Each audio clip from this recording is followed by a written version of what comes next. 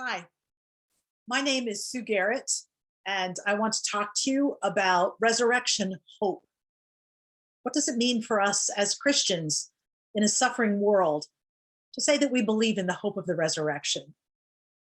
Our Presbyterian study catechism teaches that resurrection hope is a hope for the transformation of the world, not escape from it. It's a hope that evil will be eradicated, the hope of a new creation in which God is really honored as God, human beings are truly loving, and peace and justice reign on earth. Many old New England cemeteries feature gravestones carved with pictures of a winged skull called a death's head. The image of the death's head symbolizes the personified figure of death, whose eventual visitation is as certain as the day that we were born. Well, to our modern tastes, images like this one may seem kind of morbid. Why do we have to focus on mortality and decay? Why not instead call attention to hope of heaven? In fact, today we're as likely to see happy imagery of death as we are this darker imagery. You'll see, if you look on the internet, you won't have to look far to see pictures of the light at the end of the tunnel, the angels escorting one to the beyond. But from the Christian perspective, this darker, grim imagery of death has something to commend it. It reminds us that death remains as the force to be reckoned with in our fallen world. The Apostle Paul conceived of death as a power that entered the cosmos at the time of Adam's transgression. Talks about that in Romans 5. Death will not be defeated once and for all until the very end, when Christ will finally put all the enemies of God, including death, the last and greatest enemy, under his feet. The grim iconography of death reminds us of the tension that lies at the very heart of the Christian life.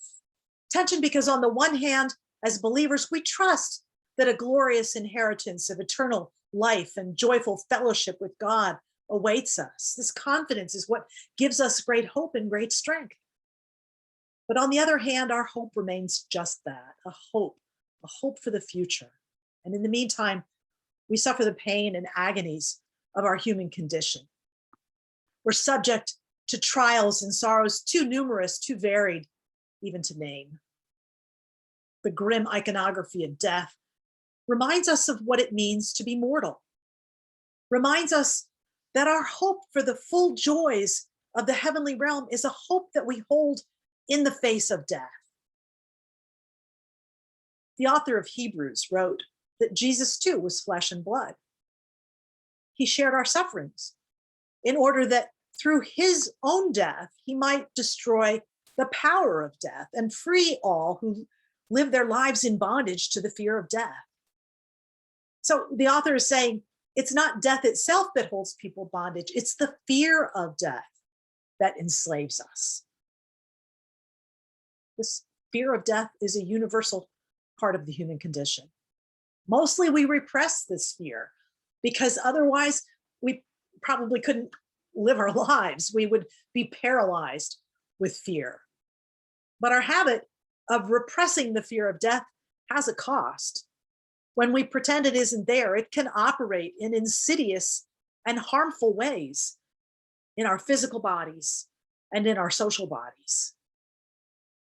Sometimes circumstances make us face our own mortality, and it happens not for everyone, but for some that when faced with their own mortality, they find themselves enabled to see beyond it, to live more authentically. I think here of Kate Bowler, a professor at Duke Divinity School, who was diagnosed with advanced cancer at a young age. She had to prepare her husband and her young son for life without her. She was given less than a year to live. Miraculously, Professor Bowler survived and beat her cancer. And now her time of having faced death squarely shapes all of her teaching and her writing in profound ways.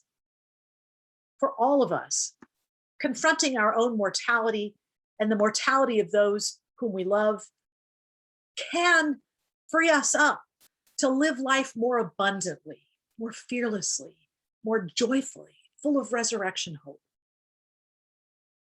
But it's hard to live life vibrantly in a world where the continuing reign of death is so plain to see. We can see evidence of the reign of death in 1,000 places, not only where age or disease or accident or famine or war wrest away lives, but anywhere that stronger powers exploit the weak by dint of physical threat or by denial of a person's essential humanity and worth. Anywhere that some lesser power, such as an ideology or a particular human being, has gained the status of a god in people's lives, robbing them of relationship with the true God, who is the author of life. And anywhere that human actions threaten to destroy not just other humans, but the earth itself. Death doesn't only affect the dead. It has a grip also on the world of the living. So that's why the eternal life of individuals is not enough to bring an end to the reign of death and all its allies. Survival of individuals does not loosen death's grip on the living. Resurrection hope has to be a hope not only for life beyond physical death, but for the deliverance of the whole creation from the ruling idolatrous powers. That's why the Study Catechism says that it means not just an escape from death, but a transformation of the world. We don't know how or when this deliverance, this transformation will occur, or exactly how the expected end time events will fit together with the redemption of individual believers. We don't have those details. But even though we lack nearly all that pertinent information, the end time dimension remains crucial to our thoughts of resurrection hope, because even as individual believers die and go to be at home with the Lord, as Paul teaches in 2 Corinthians, the continuing evidence of the power of death in our world tells us that the plot has not yet run its course. So not just my death or your death, but death itself, death as a power, must be put under Christ's feet. In the meantime, our resurrection hope invites us to take action to relieve the suffering of the world. Elsewhere in the Study Catechism, we learn how the hope of resurrection one day gives birth to small hopes here and now, hopes for alleviating the sufferings of the present time. Even as we live in hope of the resurrection, we are called to be instruments of God's peace. Our hope in the face of death can free us to take the risks and make the sacrifices necessary to relieve the suffering of the world. Filled with resurrection hope, we can move beyond anxiety and denial to a new dimension of wisdom, faith, joy, and life.